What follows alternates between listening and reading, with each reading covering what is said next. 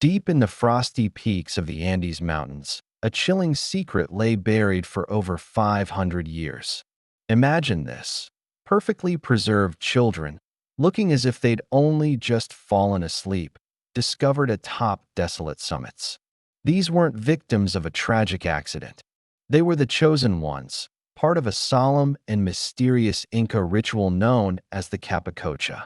What could possibly lead a powerful empire to sacrifice its own children?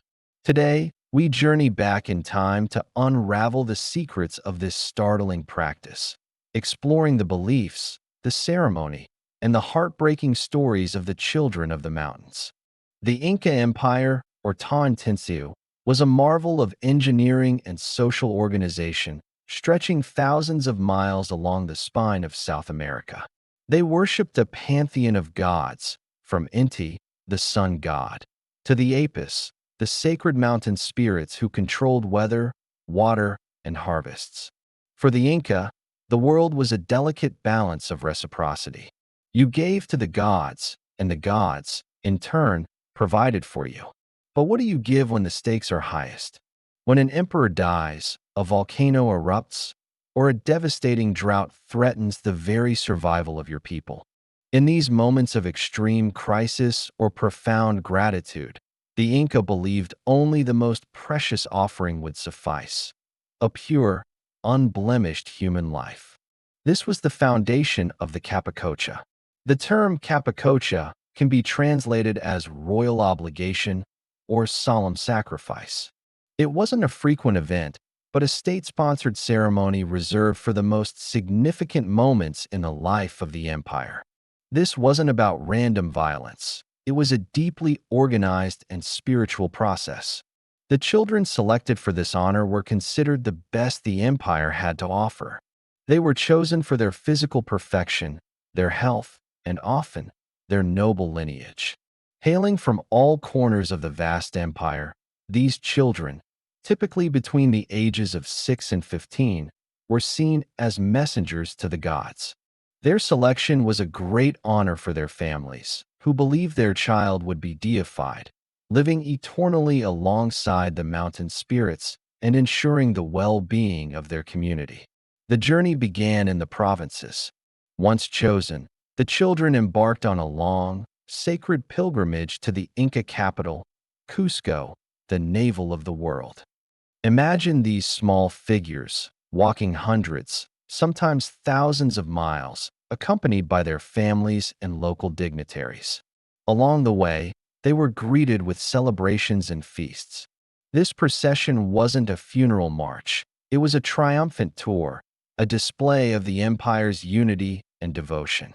Upon arriving in Cusco, the children would meet the Sapa Inca, the emperor himself, a living god. Festivities and rituals would fill the city's great plaza, with offerings of textiles, food, and llamas. It was here that the children's destinies were sealed. They were now consecrated, living conduits between the human world and the divine. After the ceremonies in Cusco, the final journey began. The children, along with a retinue of priests and officials, would travel to the designated high-altitude sanctuary, often a towering, snow-capped volcano. These mountains were the Apis, powerful deities in their own right. The climb was arduous, a true test of physical and spiritual endurance in the thin, freezing air. At the summit, a small stone structure or a simple burial chamber awaited. The children were given a final meal and a ceremonial drink called chicha, a fermented corn beer. This drink was often laced with coca leaves and other substances, which would induce a peaceful, sleepy state. This was a crucial part of the process.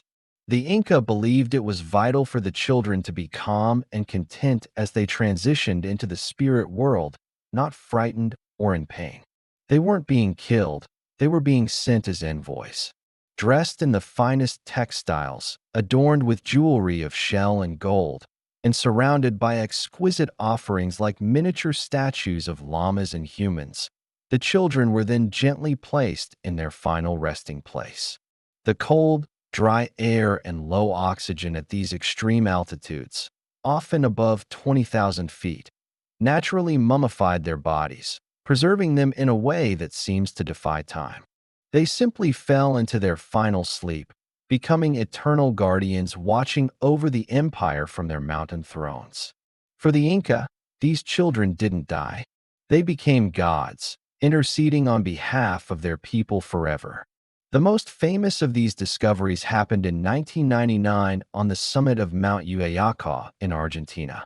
Archaeologists unearthed three incredibly well-preserved Inca children: a teenage girl known as the Uyayacá maiden, a younger girl, and a young boy.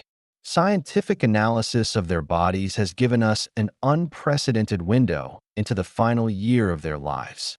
Chemical analysis of their hair revealed changes in their diet. For most of their lives, they ate a standard peasant diet of potatoes. But in their final year, their diet shifted dramatically to include maize and llama meat, the food of the elite. This confirms the historical accounts that they were elevated in status and cared for by the state leading up to the sacrifice. The maiden's hair also showed a significant increase in coca and alcohol consumption in her final weeks, corroborating the use of sedatives to ensure a tranquil passing.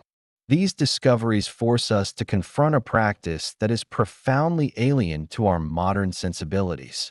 It's easy to label it as brutal, but to the Inca, it was a solemn, sacred act, the ultimate expression of faith and community responsibility. It was about maintaining cosmic order, ensuring the continuation of life, and honoring the gods who gave them everything.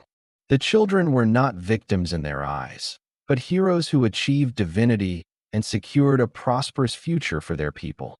By understanding the context, the spiritual worldview, the environmental challenges, and the social structure of the Inca Empire, we can move beyond simple judgment and begin to appreciate the complex and often unsettling ways that ancient cultures made sense of their world.